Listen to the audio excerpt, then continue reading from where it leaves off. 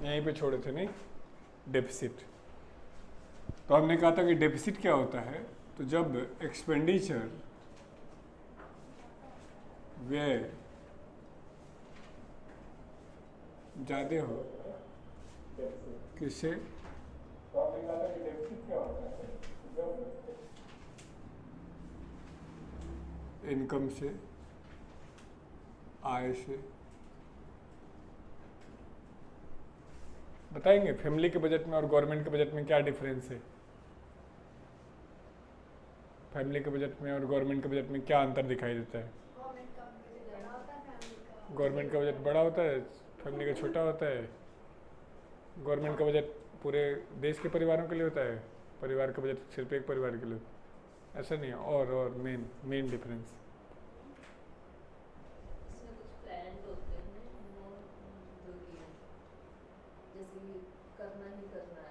Family में भी तो ऐसा ही होता है। फैमिली में ऐसा, तुम आई हो पढ़ने के लिए, तुम्हारे घर वाले तुमको पैसा भेजेंगे ही भेजेंगे, नहीं, घर में खाने का खर्चा करना ही होगा, एजुकेशन का खर्चा करना ही होगा, सारा का सारा।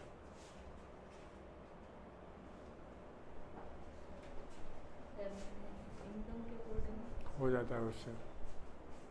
हाँ बोलो, ठीक बोल रही हो। यस, फैमिली बजट जो होता है उसमें हम पहले क्या देखते हैं, इनकम कितनी, और फिर उसके अकॉर्डिंग एक्सपेंडिचर कर रहे होते हैं। यानी फैमिली बजट में पहले क्या होता है, आय। ये नहीं कि हमने खर्चे बढ़ा दिए और उसके बाद इनकम ढूंढने लगे कि चलो 10,000 का मकान, 20,000 का खाने का, और 50,000 बाद खर्चे के बाद 60,000 की नौकरी ढूंढ ले, ऐसा नहीं होगा। गवर्नमेंट के बजट में जस्ट उल्टा होता है। गवर्नमेंट बजट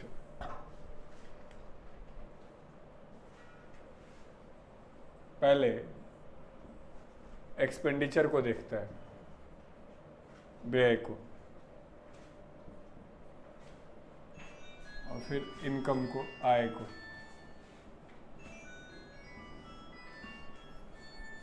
अब मान लो पता चला कि एक्सपेंडिचर 1200 करोड़ और इनकम 1000 करोड़, तो कितना कम पड़ रहा है बच्चों, 200 करोड़ कम पड़ रहा है। तो इस 200 करोड़ के लिए वो क्या करते हैं, लोन ले लेते हैं। अब एक क्वेश्चन यहाँ हो सकता है, गवर्नमेंट एक्सपेंडिचर को पहले क्यों ध्यान देती है, तो वो बाद में बताएंगे। तो यहाँ पे टोटल रिसीविंग कितनी है बच्चों, प्राप्ति कितनी है, 1200 करोड़, और खर्चा कितना है, 1200 करोड़।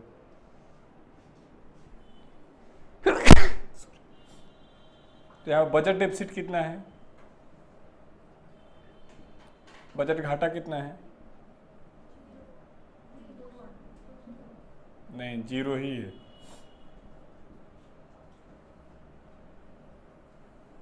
पैसा नहीं आता तो खर्चा नहीं होता। तो पैसा कितना आया है, 1200, और खर्चा कितना हुआ है, 1200। तो एक बार ऐसे बनाओ, फिर लैंग्वेज में लिखेंगे। बनाओ एक बार ऐसे।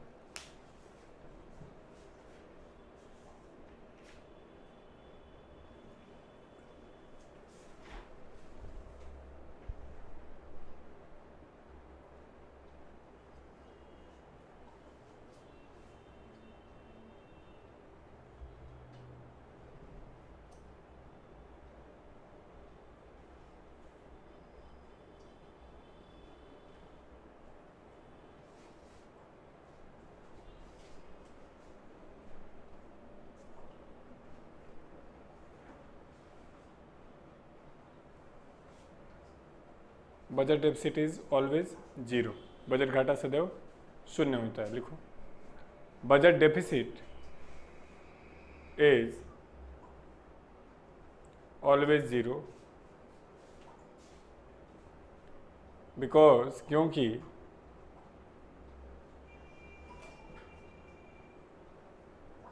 Budget is the complete explanation of, क्योंकि budget is the complete explanation of all receiving and expenditure of government. Budget में सरकार के सभी प्राप्ति एवं खर्चों को, all receiving and expenditure of government, सभी प्राप्ति एवं खर्चों को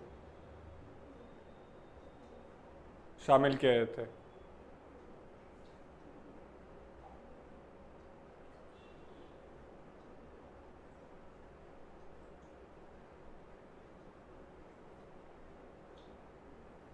विवेक एक कमेंट डाल दो, कल हम पूरा डाउट सेशन ही करेंगे।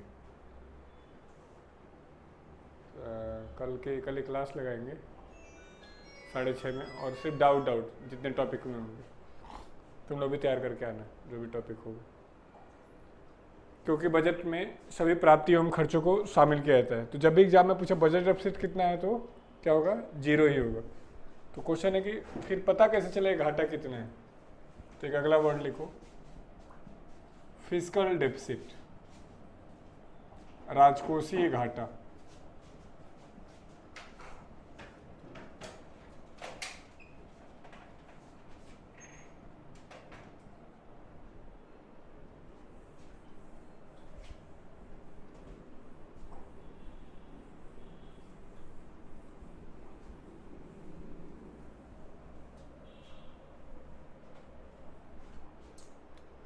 तो इसका फॉर्मूला होता है बजट डेफिसिट में से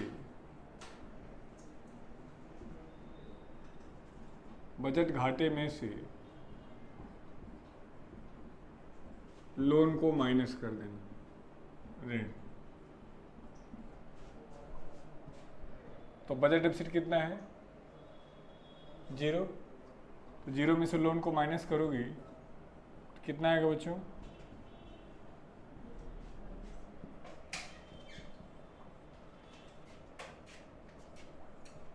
पानी भी दे देंगे।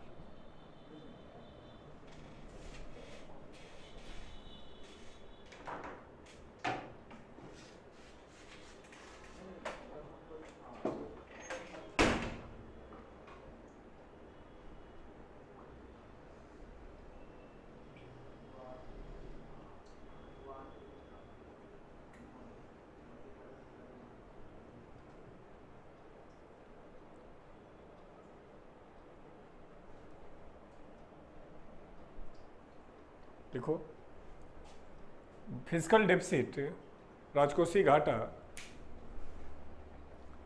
Is the actual deficit of, राजकोषीय घाटा सरकार की वास्तविक व्यय को प्रदर्शित करता है।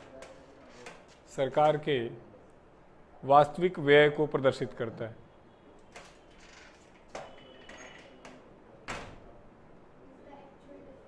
ऑफ गवर्नमेंट, बिकॉज क्योंकि it is the difference of, it is the difference of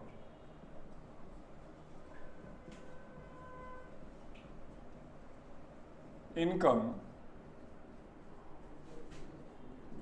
and expenditure of government. तो इसमें सरकार के आय और व्यय के अंतर को प्रदर्शित किया जाता है।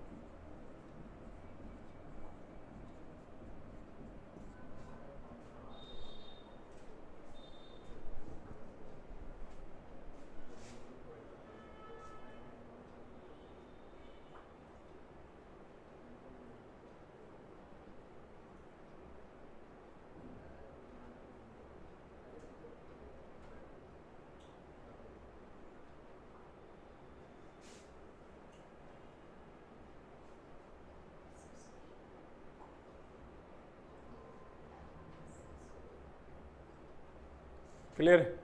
तो दोनों सरकार के घाटे को जानना हो तो कौन सा करेंगे बच्चों हम? तो हम फिस्कल डेफिसिट को करेंगे। इसका मतलब समझो, सरकार ने देखा कि सरकार के पास 1000 करोड़ रुपए का इनकम है और खर्चा है 1200 करोड़, तो सरकार क्या करेगी? लोन ले लेगी। वही लोन क्या कहलाएगा? Fiscal deficit. बजट डेफिसिट में दिक्कत क्या है? वो टोटल रिसीविंग को देखेगी, तो रिसीविंग में इनकम भी आएगा और लोन भी आएगा, और फिर उसमें से एक्सपेंडिचर को माइनस करेगी, तो हमेशा क्या आएगा? जीरो आएगा।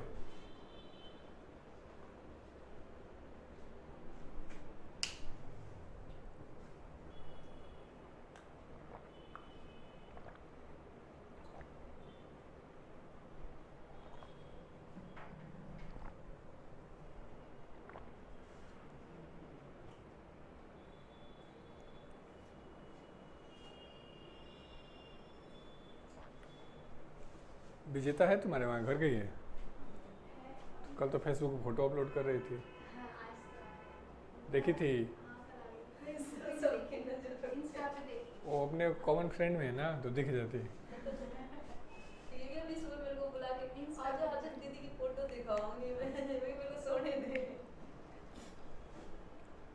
तो ये तो हो गया बजट डेफिसिट।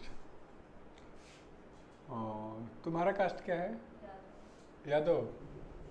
तुम्हारा? अच्छा, बहन बहन मिल गई। अब है कि फिजिकल डेफिसिट और बजट डेफिसिट में क्या अंतर है बच्चे? लोन का ही होगा, क्योंकि इनकम इससे कट जाएगा, एक्सपेंडिचर इससे कट जाएगा, तो बचेगा क्या? लोन। और माइनस में क्यों आ रहा है? तो डेफिसिट हमेशा माइनस में होता है।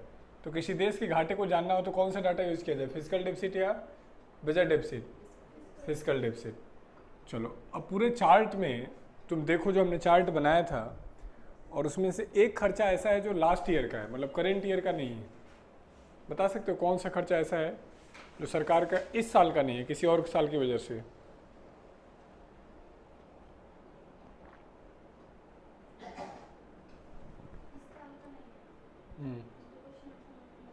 मतलब जैसे सरकार कई जगह खर्चे करे, प्लान, नॉन प्लान, सब्सिडी, ये वो, तो उसमें से एक खर्चा है जो इस साल का नहीं है, पिछले साल की गलती की वजह से देना पड़ रहा है।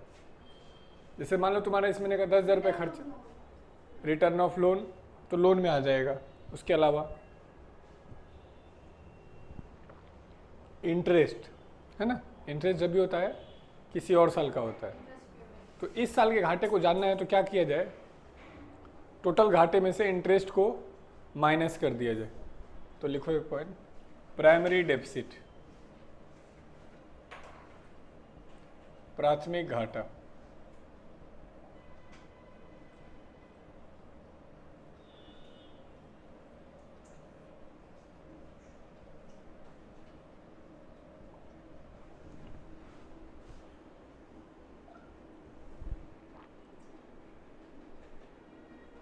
प्राथमिक घाटे के लिए क्या करना है? जो इस साल का घाटा है वो माइनस कर देना है। तो इस साल का घाटे फिजिकल डेफिसिट में से क्या माइनस कर दो? इंटरेस्ट, है ना, ब्याज को। तो लिखो फिर इसका मतलब समझाते हैं। राजकोषीय घाटे में से ब्याज को माइनस कर दीजिए। तो लिखें primary deficit is the actual reason of current year deficit. प्राथमिक घाटा वर्तमान वर्ष के कारण होने वाले घाटे को प्रदर्शित करता है। Reason of,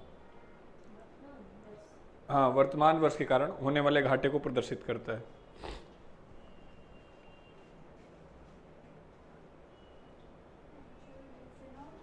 reason of current year deficit वर्तमान वर्ष के कारण होने वाले घाटे को प्रदर्शित करता है।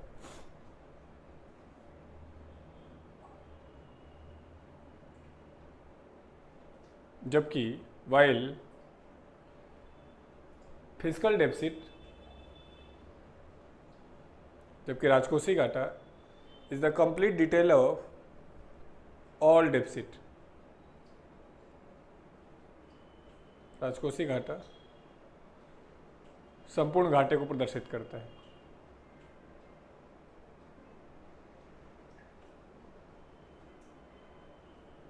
खूब आता है एग्जाम में। अभी जब क्वेश्चन करोगे तो मिलेगा, फिजिकल डेफिसिट और प्राइमरी डेफिसिट में क्या अंतर है, इंटरेस्ट। बजट डेफिसिट और फिजिकल डेफिसिट में क्या अंतर है, लोन। लिखो प्रेजेंट प्राइमरी डेफिसिट। हमने कहा है, मैं बता रहा हूँ, उतना टिप कर सोचना ही नहीं। मान लो इसमें तुम्हारा 10,000 का खर्चा है, लेकिन पता चला कि 2,000 का खर्चा इसलिए है, लास्ट मंथ के इससे तुमने कर्जे लिए थे, तो इसलिए तो इस साल का तुम्हारा खर्चा कितना है एग्जैक्ट, तो लास्ट ईयर वाले को माइनस कर दो। तो हमें पता तो चल रहा है कि टोटल फिजिकल डेफिसिट अभी चल रहा है जो वो चल रहा है 3.3%, लेकिन इसमें से प्राइमरी डेफिसिट क्या है, तो 0.2%। तो इस साल का गलती क्या है, तो इसको माइनस कर दो। तो लिख लो primary deficit is 0.2% of GDP of India. वर्तमान में प्राथमिक घाटा, present primary deficit,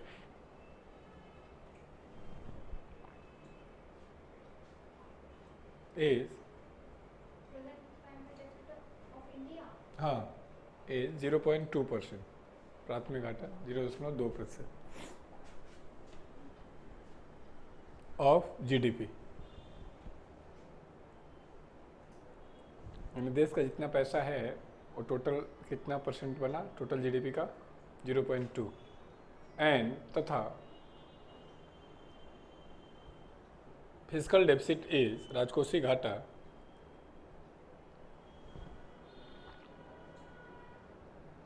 is 3.3% of GDP.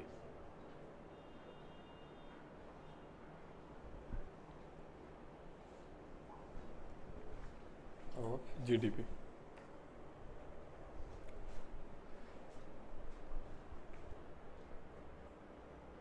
बिठा दें तो रेनू चली गई तुम्हारे वैसे किस चीज में, क्यों पता नहीं, और उसकी भी देगी, बोले मेरा सामान है, बेचारे बहुत परेशान है।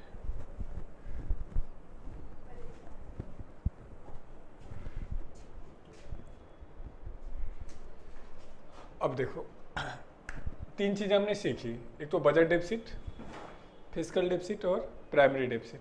कोई दिक्कत नहीं आता। हमने सीखा था कैपिटल बजट, हमने सीखा था रेवेन्यू बजट, हमने सीखा था प्लान एक्सपेंडिचर, हमने सीखा था नॉन प्लान एक्सपेंडिचर। अब सीखते हैं कि बजट पास कैसे होता है। तो लिखो प्रोसेस ऑफ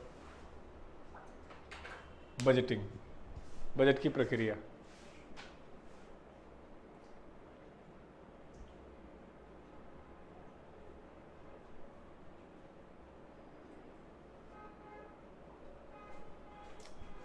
देखो budget first working day of February को पार्लियामेंट में यानी लोकसभा में रिप्रेजेंट होता है, नहीं सुना होगा, प्रस्तुत करते आएंगे पहले और आते ही पहला काम करेंगे उस दिन बजट प्रस्तुत करेंगे, सबको एक एक कॉपी दे दी जाएगी, सभी लोग देखेंगे। उसके बाद बजट प्रस्तुत करने के बाद उस दिन की कोई कार्रवाई नहीं होगी, मतलब बजट के बाद तुरंत सभी लोग अपने अपने घर चले जाएंगे। अपोजिशन भी जाके बजट को पढ़ेगा, रूलिंग पार्टी भी बजट को पढ़ेगी। फिर नेक्स्ट डे ऑफ बजट कोई वर्किंग नहीं होगा, यानी उस दिन पार्लियामेंट खुलेगा ही नहीं, ठीक है। फिर नेक्स्ट डे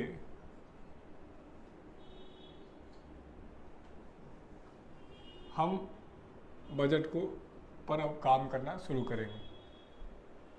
क्लियर है? आज हमने छुट्टी दे दी, हमने फिर उम्मीद किया कि कल भी पढ़ेंगे, आप परसों आकर के अब हम लोग डिस्कशन शुरू करेंगे। तो आते ही हम क्या करेंगे, अगले दिन ये हम लेके आएंगे वोट ऑन अकाउंट, लेखा अनुदान।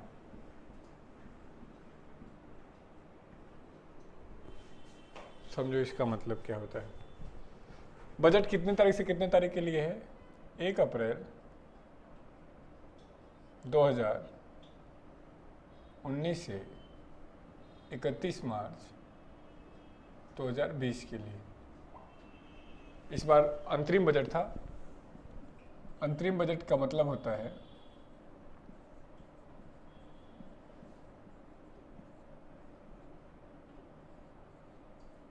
Short term budget. जाती हुई सरकार और आती हुई सरकार पूरे साल का बजट नहीं लाती है ना। लास्ट जुलाई तक का था, सॉरी अगस्त तक था, आज 1 सितंबर से फिर नया बजट सेशन शुरू हो गया। तो मान लो ये जैसे अभी ऐसे समझो, अब की बार जो आएगा वो कैसा बजट होगा? फुल बजट होगा। और वो लागू कब से होना है? 1 अप्रैल 2020 से 31 मार्च 2021 तक। तो और बजट रिप्रेजेंट कब हुआ है? फरवरी में। तो बजट को पास करने का हमारे पास टाइम कितना है? पूरा फरवरी और पूरा मार्च, लगभग 50 से 55 दिन है जिसमें हमने बजट को पास करना है।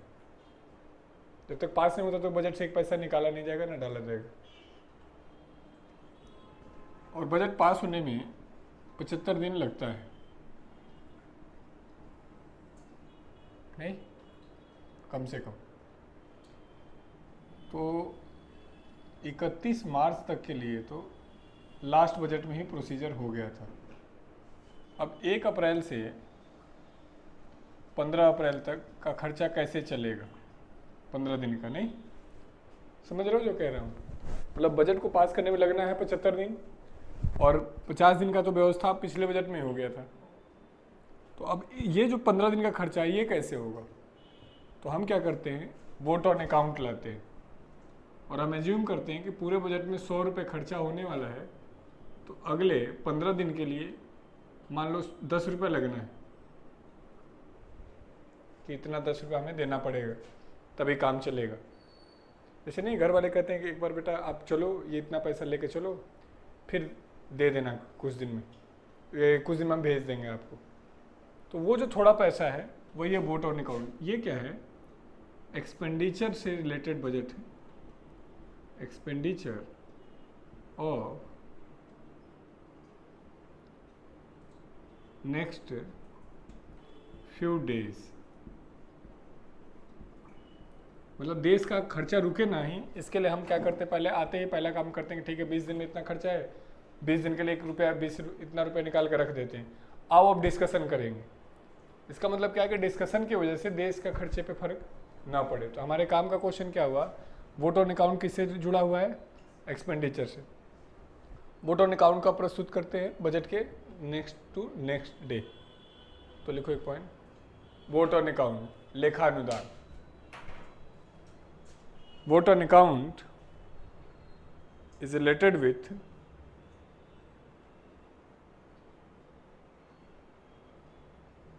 expenditure of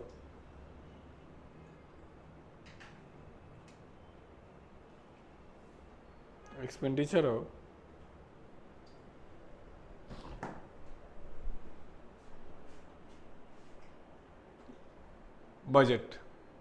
लेखानुदान का संबंध बजट के व्यय से है, बजट के व्यय से, related with expenditure of budget.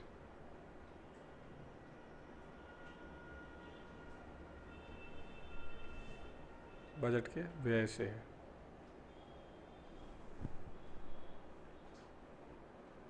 It is represented by ruling party या it is represented by government, इसे सरकार के द्वारा प्रस्तुत किया जाता है।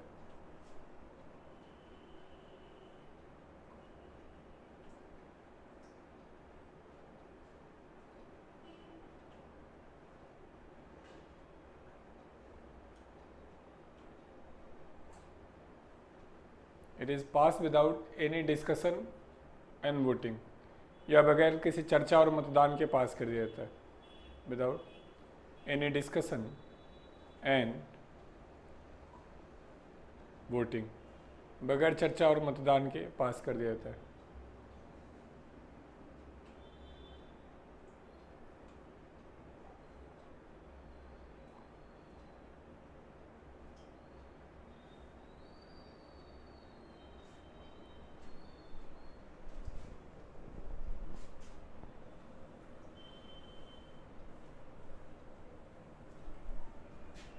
ये एसएससी यूसीसी में नहीं पूछता, यूपीएससी जैसे एग्जाम में, टफ एग्जाम में इस तरह के क्वेश्चन होते हैं। फिर उसके बाद आता है, अब एक एक करके क्या करना है, हमें डिस्कशन करना है, जनता को बताना है कि इतना पैसा खर्चा होना चाहिए था और इतना पैसा खर्चा हो रहा है। तो जनता या सरकार ये डिसाइड कर पाए कि सही से खर्चा हो रहा है नहीं हो रहा है। तो उसके लिए आता है कट मोशन, कटौती प्रस्ताव।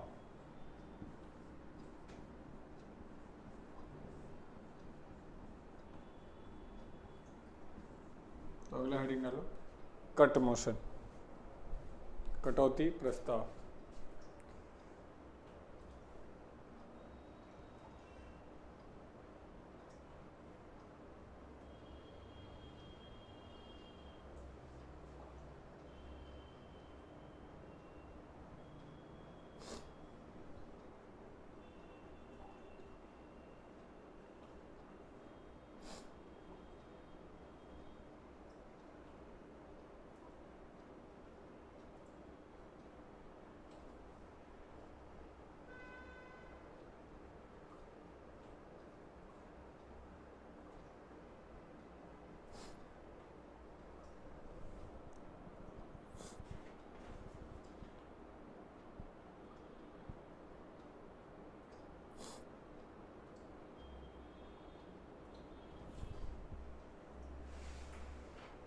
The cut motion is represented by opposition party. Cut motion विपक्ष के द्वारा प्रस्तुत किया जाता है।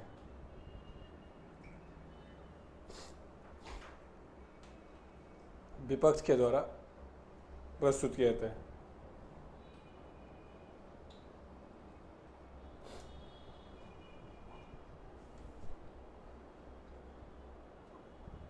Cut motion is a process of discussion. कटौती प्रस्ताव चर्चा की प्रक्रिया है। Cut motion is a process of discussion, चर्चा की प्रक्रिया है।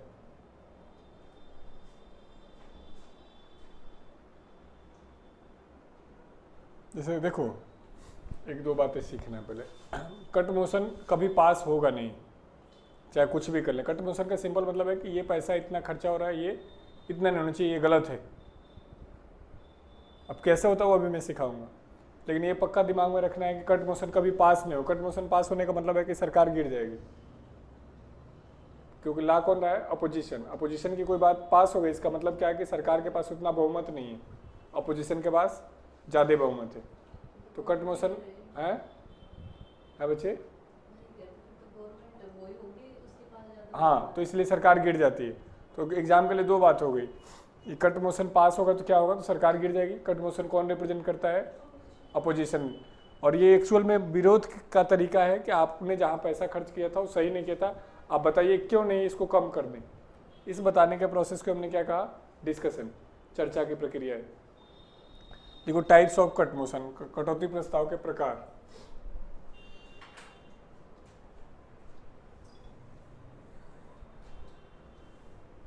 पहला, economic cut motion.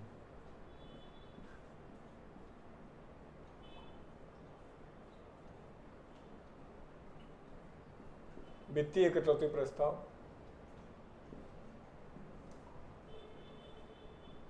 Token cut motion.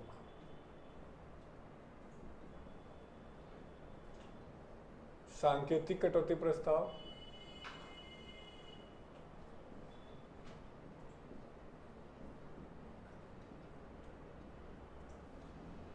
और अगला, नॉन अप्रूवल कट मोशन। गैर निष्पादनीय कटौती प्रस्ताव।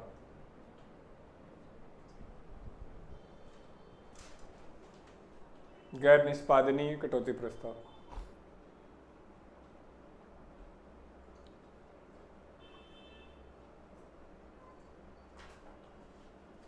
पहला लिखो,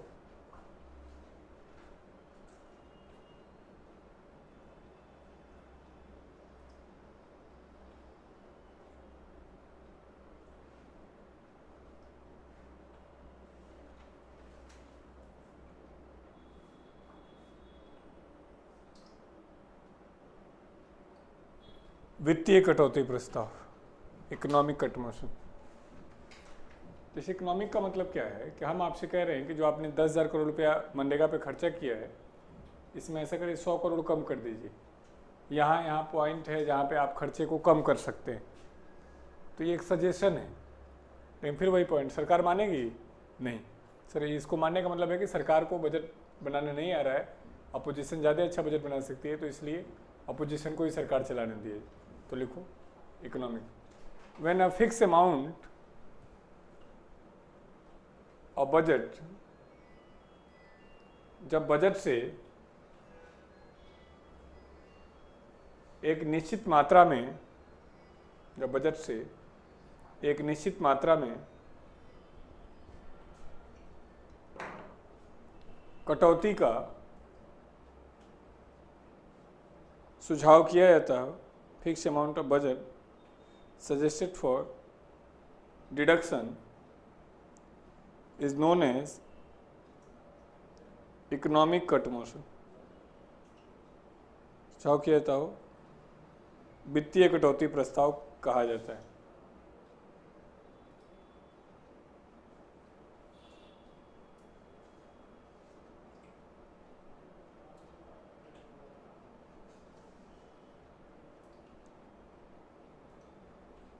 वित्तीय कटौती प्रस्ताव कहते हैं।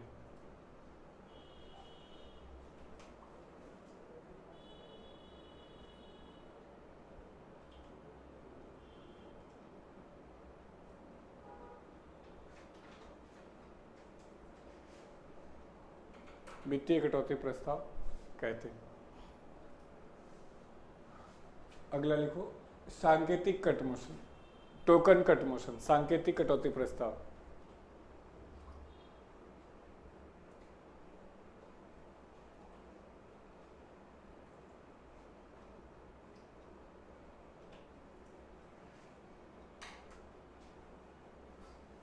सांकेतिक कटौती प्रस्ताव।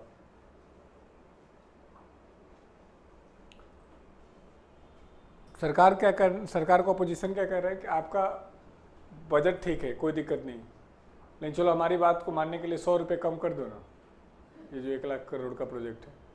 इसका मतलब क्या है कि अभी भी आपके बजट में सुधार की गुंजाइश है, इसको और भी कम किया जा सकता है। ये तब आएगा जब अपोजिशन थोड़ा कमज़ोर रहेगा।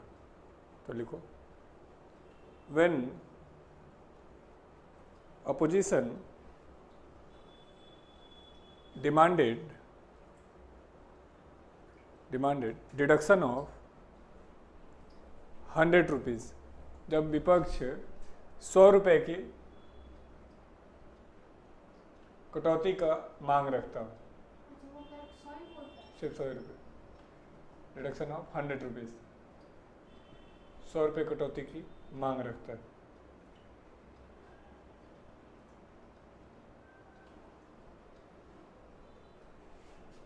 कटौती की मांग रखता है। अगला लिखो non approval cut motion, non approval cut motion.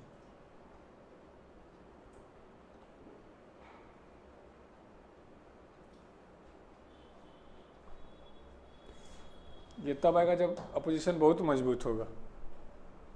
क्या कि इसको कट करके 1 रुपये कर दो, मतलब तुम्हारा ये प्लान जो है बहुत बकवास है, कोई फ़ायदा नहीं है, इससे देश को सिर्फ नुकसान होना है ना। तो लिखो when opposition demanded deduction up to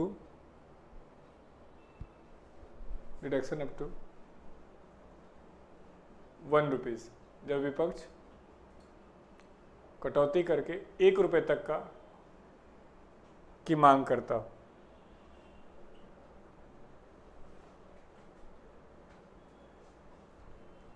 ये सब क्या है, मतलब ये सब बस एक तरीका है एक एक खर्चे पे आपके डिस्कशन करने का कि जो आपने सब्सिडी पे किया ये सही है क्या, इतना होना चाहिए था क्या, इस तरीके, ये मतलब है इसका। और नेक्स्ट लिखो एप्रोप्रिएशन बिल, विनियोग विधेयक।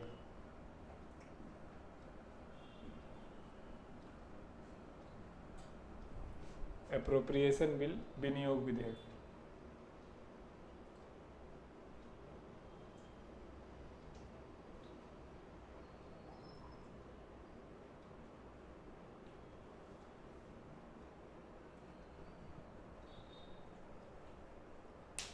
It is the last part of budget, ये बजट का आखिरी हिस्सा है। लिखो last part of budget, budget का आखिरी हिस्सा है।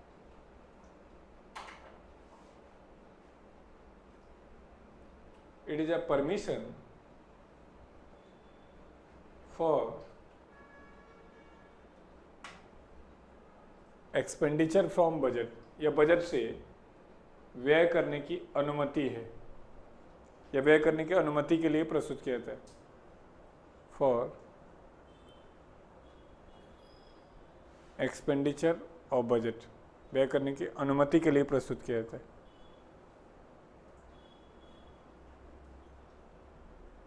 अनुमति के लिए प्रस्तुत किया जाता है।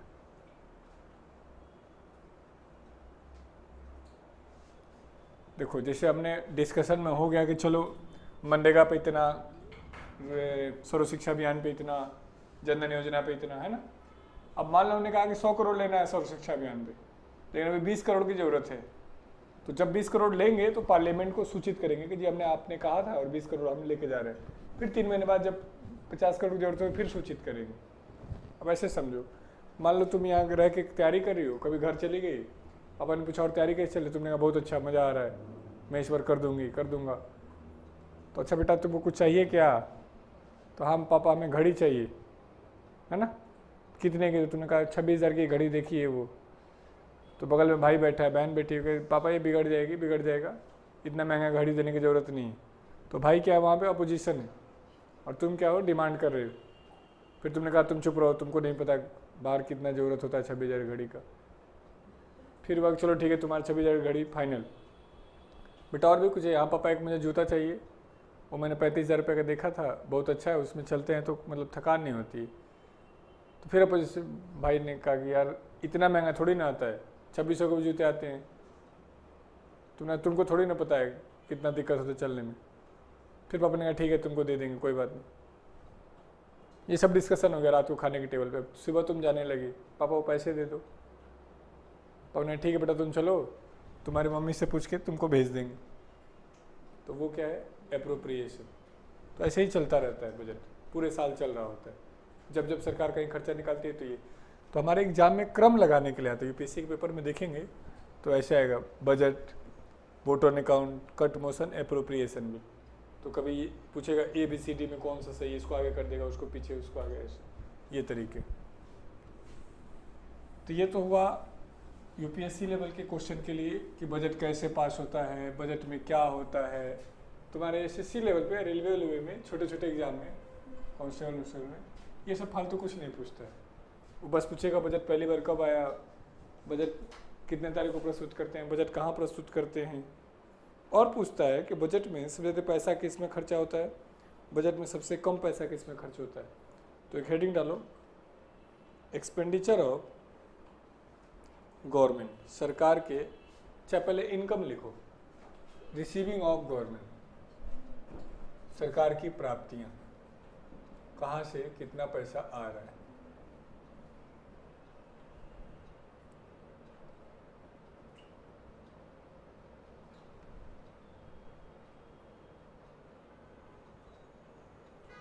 सरकार की प्राप्तियां।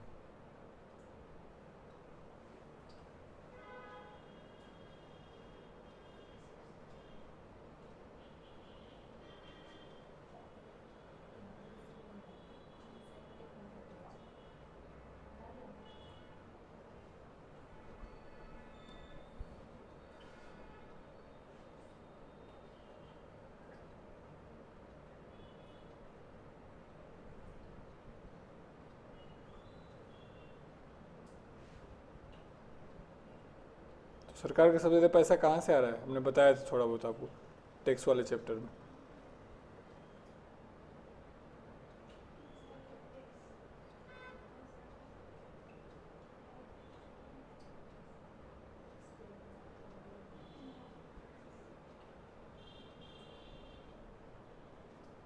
पहला लिखो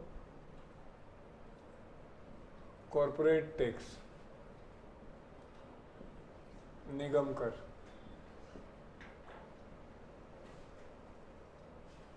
%21।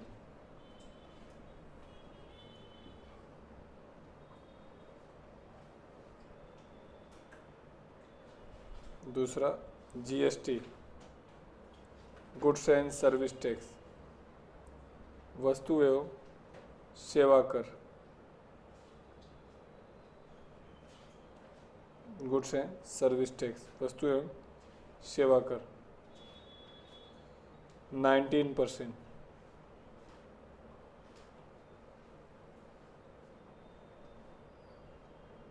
तीसरा इनकम टैक्स, आयकर,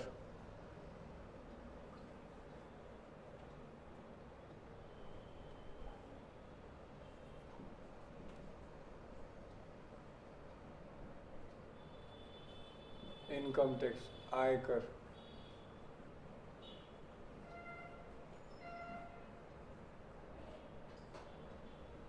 17%।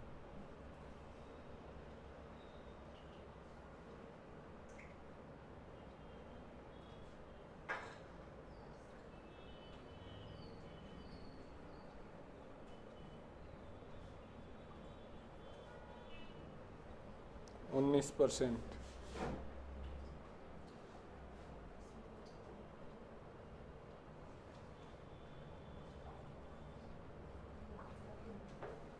एक्साइज ड्यूटी, उत्पाद शुल्क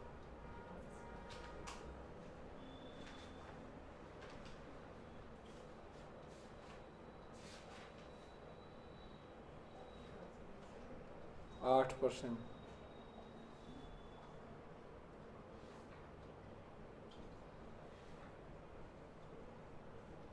custom duty,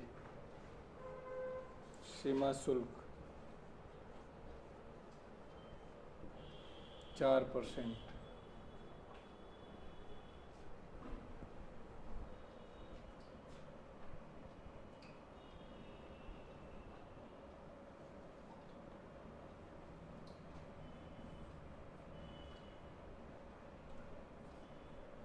non tax receiving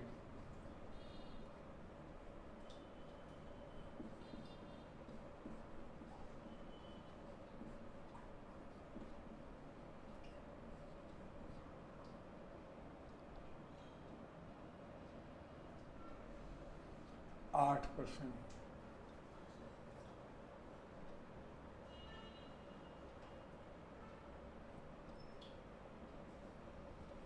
public account fund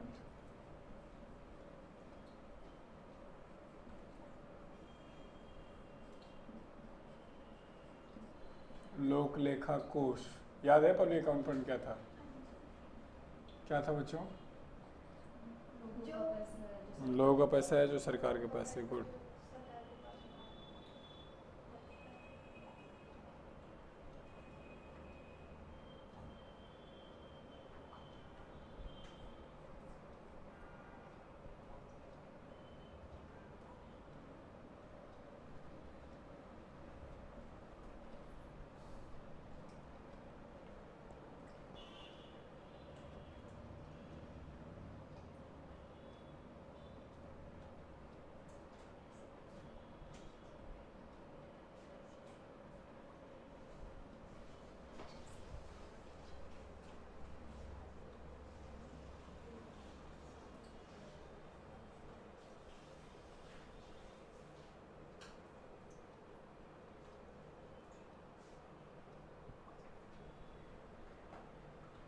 GST को भी 21 ही दिखा रहे हैं, हालांकि गलत है, इसको बाद में चेक करेंगे गवर्नमेंट वालों।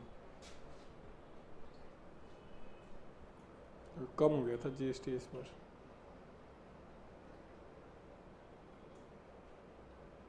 चेंज नहीं होते सर ये चेंज होते हैं, इस साल के बजट का है ये।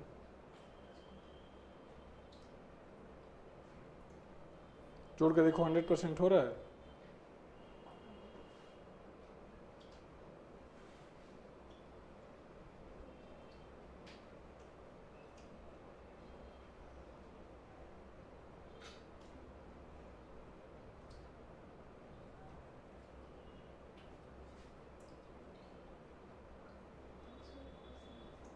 एक सौ एक हो गया।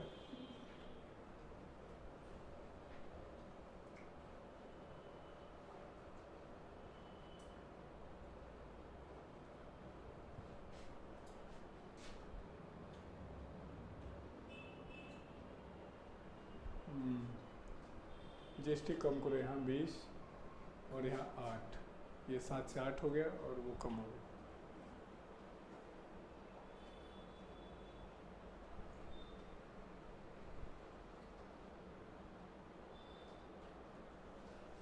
ये समझ रहे हो कि नॉन टैक्स रेवेन्यू में क्या आता है? फी, फाइन, बिल, ये सारा का सब।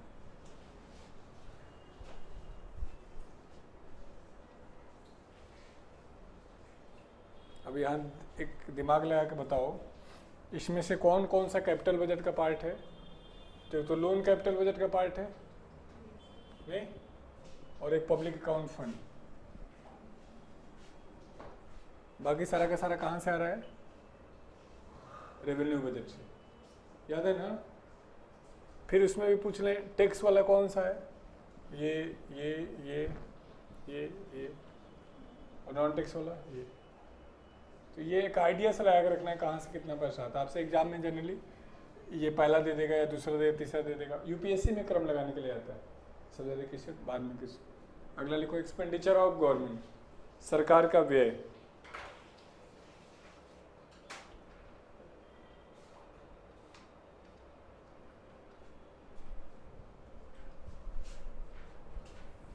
एक्सपेंडिचर ऑफ गवर्नमेंट, सरकार का व्यय।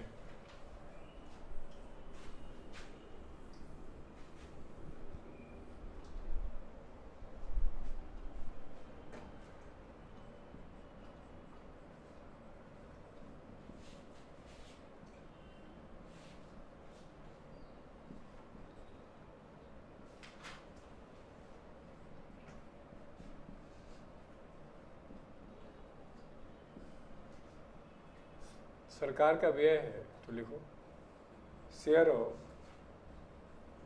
स्टेट्स फ्रॉम टैक्सेस, करों से राज्यों का हिस्सा।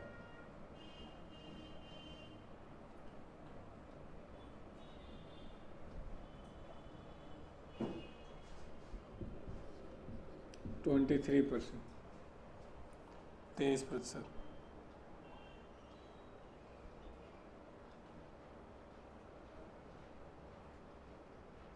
अगला, मैंने जितना पैसा आ रहा है उसमें से कुछ कर से आ रहा, तो उसमें से 23% चला जा रहा है किसको? राज्यों को। किस बात के लिए? कि टैक्स से हिस्सा देने के नाम पर। दूसरा, इंटरेस्ट पेमेंट, ब्याज भुगतान, जो कर्जा लिया उसका ब्याज देने में।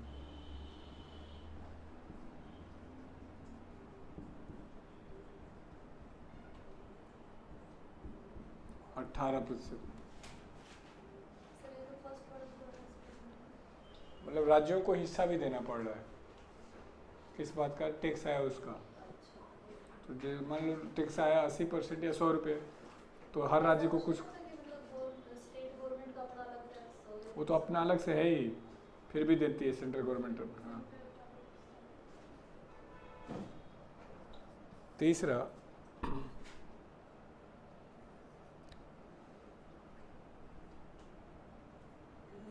प्लान्स ऑफ सेंट्रल गवर्नमेंट, केंद्र सरकार की योजनाएं।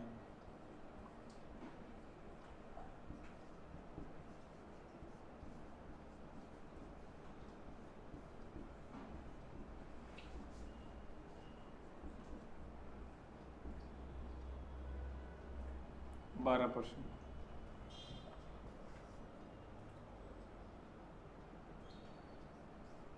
प्लान्स ऑफ स्टेट गवर्नमेंट, राज्य सरकार की योजना।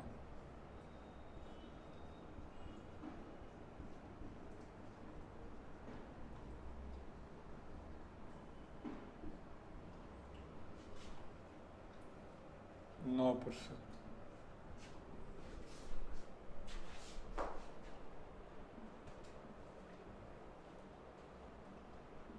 सब्सिडी,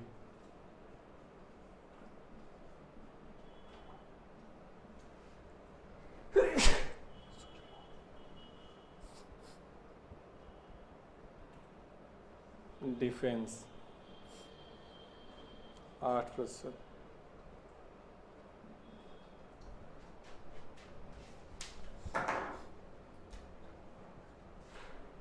रक्षा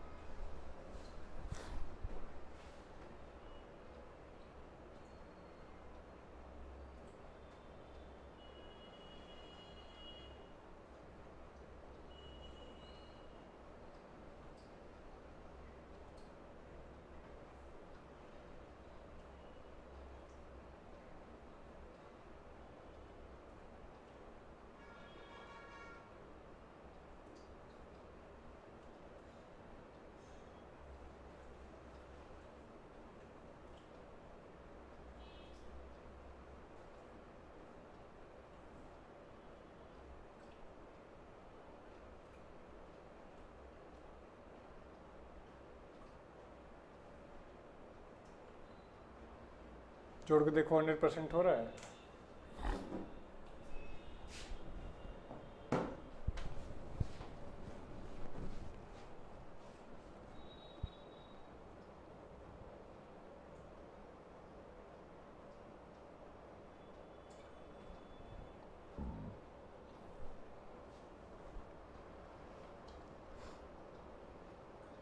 हो रहा है 100।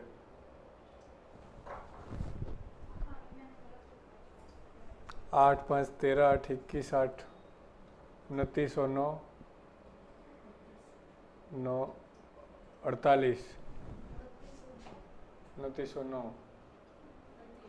38 और 21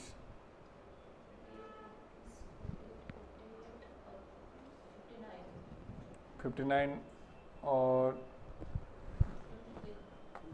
23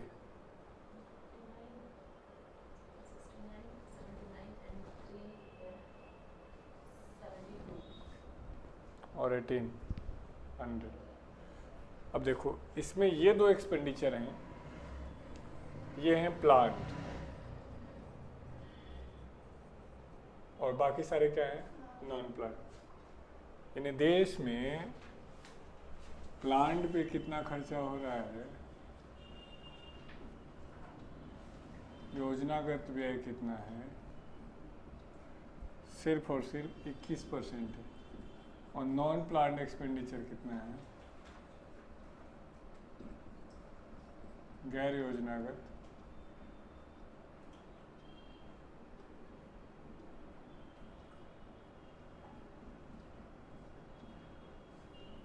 79%। खर्चा किस में होना चाहिए था, प्लांट पे।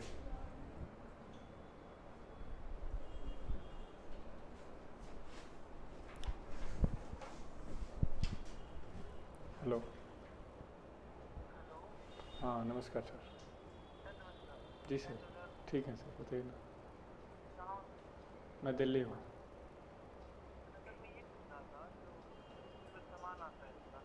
हम्म, सर ये तो पवन ही बता पाएगा, वही लेके आता है। जी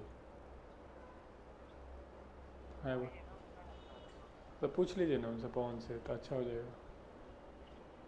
ठीक, क्लियर है। तो ये एक छोटा सा चैप्टर था बजट, ये हो गया ख़त्म। अब बच्चे तुम एक बार बताओ तो क्या क्या टॉपिक हम कर चुके। Tax, bank, market, inflation,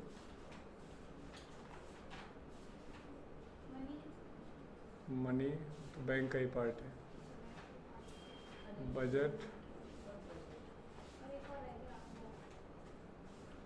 unemployment,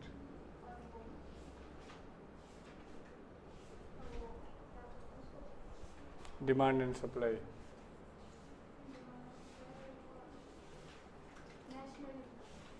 national income,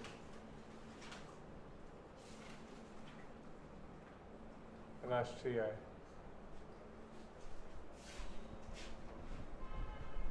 चलो एक अगला हेडिंग डालो, प्लानिंग। हेलो। हाँ प्रणाम सर। कल क्लास जल्दी छोड़ दिए थे क्या?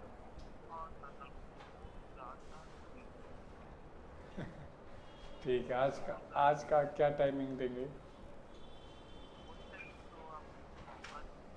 शाम का? ठीक है, तो फिर 7 बजे आ जाइएगा फिर। आज तो ले लीजिएगा 2 घंटे। ठीक, कोई बात नहीं, कल थोड़ी एनर्जी के साथ बढ़िया वाला। आज आज आज ठीक है सर, थैंक यू सर।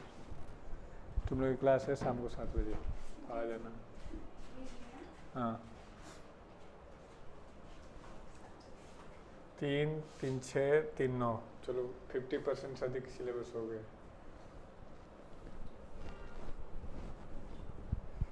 अब लिखो प्लानिंग,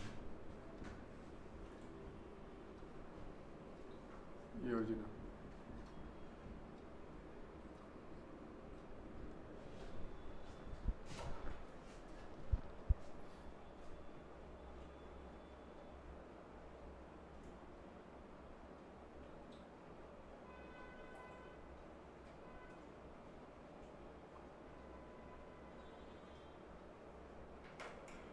लेकिन प्लानिंग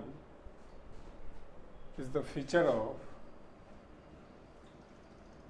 सोशलिस्ट इकोनॉमी। योजना समाजवादी अर्थव्यवस्था की विशेषता है। Planning is the feature of socialist economy. योजना समाजवादी अर्थव्यवस्था की विशेषता है। यानी प्लानिंग की विशेषता कहाँ पाई जाती है? सोशलिस्ट इकोनॉमी में पाई जाती है। तो वर्ल्ड का पहला सोशलिस्ट कंट्री कौन था?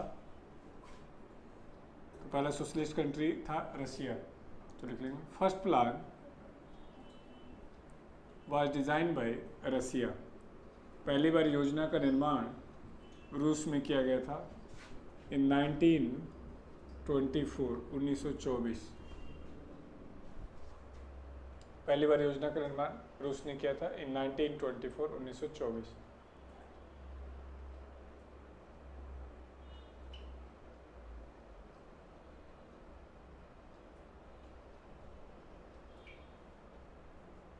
दूसरा आता है क्वेश्चन कि क्या प्लानिंग भारत के संविधान में है? तो लिखो planning is the feature of, planning is the matter of concurrent list. योजना संविधान के समवर्ती सूची का मामला है। Is the matter of concurrent list, संविधान के समवर्ती सूची का मामला है।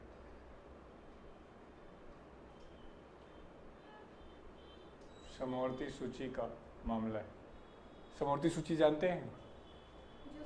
तो हमने कहा था कि एक ऐसा मैटर जो स्टेट लिस्ट, यूनियन लिस्ट में ना हो लेकिन दोनों के कंट्रोल में आता हो, वो कहलाता है समवर्ती सूची।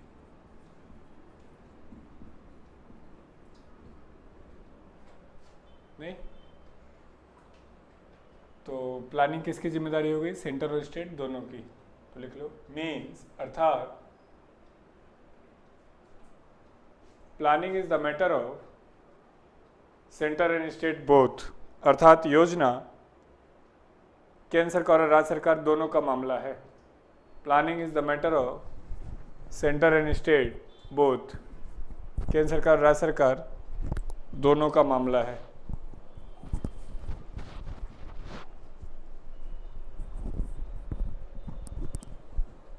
केंद्र सरकार राज्य सरकार दोनों का मामला है। अगला, फादर ऑफ इंडियन प्लानिंग, भारतीय योजना के पिता। फादर ऑफ इंडियन प्लानिंग, भारतीय योजना के पिता।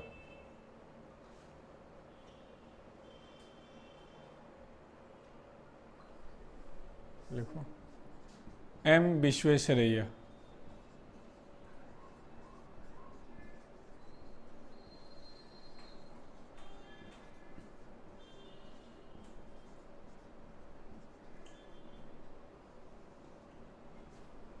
एम विश्वेश्वरैया।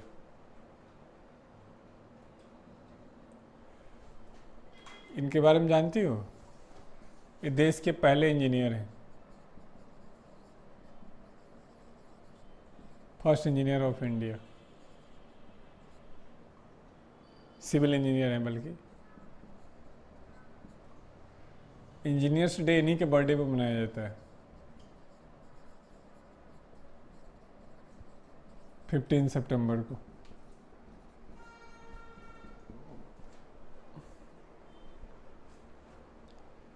इन्होंने ऐसा क्या किया था जिसकी वजह से हम इनको फादर ऑफ इंडियन प्लानिंग कह रहे हैं? तो लिख लें, प्लानिंग कॉन्सेप्ट, योजना का model,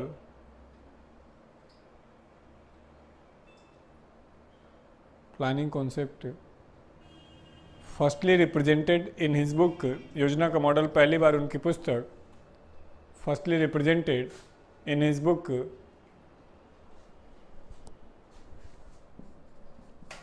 plan economy for India, in his book plan economy for India, उनकी पुस्तक प्लान इकोनॉमी फॉर इंडिया में प्रस्तुत की गई थी। योजना का मॉडल, उनकी पुस्तक plan economy for India in 1934। इसीलिए बच्चों हम लोग इनको क्या कर रहे हैं? फादर ऑफ इंडियन प्लानिंग कह रहे हैं। तो अभी राजस्थान पीसीएस में पूछा था कि इनका प्लान कितने साल का था, तो लिख लें his plan was 10 year model, उनकी योजना 10 वर्षीय योजना थी। His plan was 10 year model, उनकी योजना 10 वर्षीय योजना थी।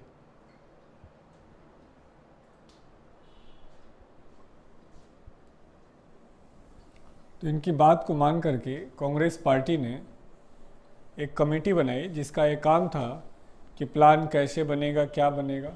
तो लिखो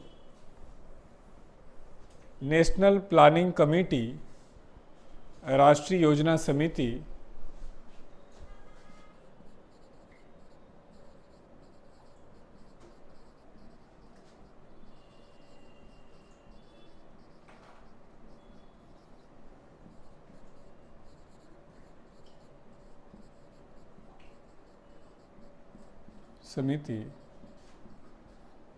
established in 1938।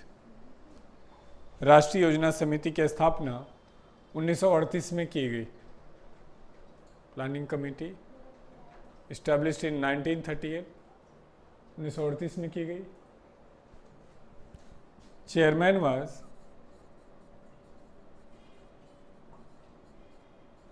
पंडित जवाहरलाल नेहरू, इसके अध्यक्ष पंडित जवाहरलाल नेहरू थे।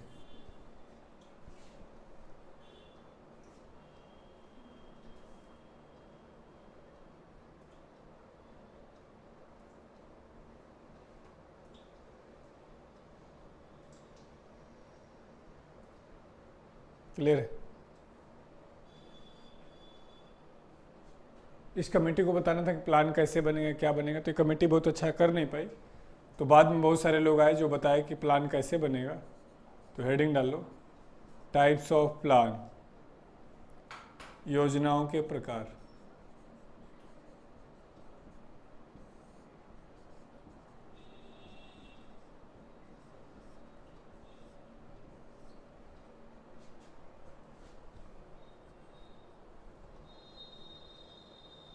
तो आज के लिए यहीं रखेंगे।